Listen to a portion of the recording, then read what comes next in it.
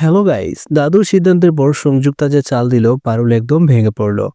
পরিণীতা সিরিয়ালের নতুন রহস্যময় আপডেট নিয়ে আপনাদের সামনে হাজির হয়েছি। আশা করি আপনারা ভালো আছেন। আজকের পর্বটা শুরু হতেই বোঝা যাচ্ছিল এই বাড়িতে আর কিছুই আগের মতো থাকবে না।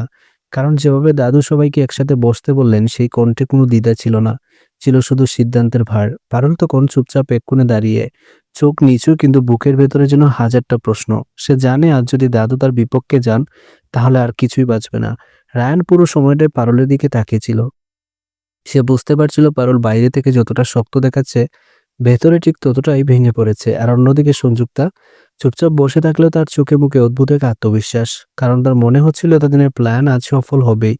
দাদু গম্ভীর গলায় বললেন, আমি সব শুনেছি, সব দেখেছি। আর একটা কথা পরিষ্কার করে বলবো, এই এক লাইনেই ঘরের ভেতরে নিঃশ্বাস আটকে গেল। দাদু বললেন, পারুলের বিরুদ্ধে যে অভিযোগগুলো উঠেছে তার পেছনে কোনো শক্ত প্রমাণ নেই। এই কথাটা শোনার সঙ্গে সঙ্গে পারুলের চোখে জল এসে গেল, রায়নের মুখে স্বস্তির চাপ। কিন্তু সংযুক্তা এই কথাটা একদম আশা করেনি। তার চোখের দৃষ্টি মুহূর্তের মধ্যে বদলে গেল। এই সিদ্ধান্ত তার পুরো খেলাটাই উল্টে দিতে পারে, এটা সে বুঝে গিয়েছিল। দাদু আরো বললেন, এই বাড়ি থেকেও ইচ্ছে করে ভুল বোঝাবুঝি তৈরি করে থাকে, তার জবাব একদিন না একদিন দিতেই হবে।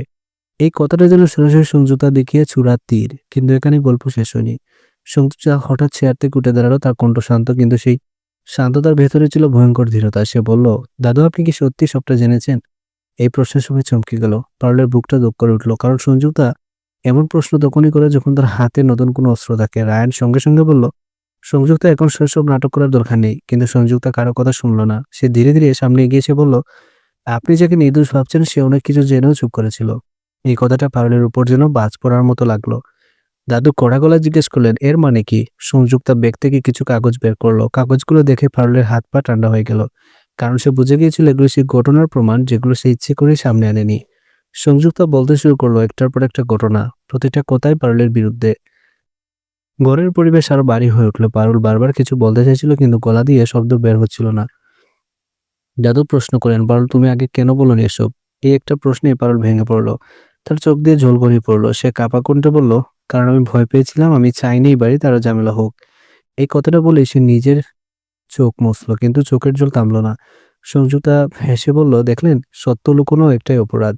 এই মুহূর্তে রায়ান আর নিজেকে সামলাতে পারলো না। সে সামনে এসে বলল, পারুল কাউকে ক্ষতি করার জন্য চুপ করেনি, সে পরিস্থিতি বাঁচাতে চেয়েছিল। রায়ানের এই কথায় পারুলের প্রথমবার তার দিকে তাকালো। ওই চোখে ছিল অসহায় কৃতজ্ঞতা, কিন্তু সংযুক্তা তখন থামেনি। সে বলল, রায়ান তুমি পারুলের পাশে আছো বলে সবকিছু ডেকে দিতে চাও। এই কথায় রায়ান চমকে গেল। দাদু এবার স্পষ্ট করে বললেন, চুপ করো সংযুক্তা, আমি ঠিক করব কে কি করেছে। কিন্তু দাদুর গলাতে বোঝা যাচ্ছিল তিনি নিজেও দ্বিধায় পড়ে গেছেন। পারুল তখন আর দাঁড়িয়ে থাকতে পারলো না, সে বসে পড়ল। মনে হচ্ছিল এত লড়াই করেও আজ সে হেরে যাচ্ছে। শেষ দৃশ্যে দেখা যায় পারুল একা বসে আছে।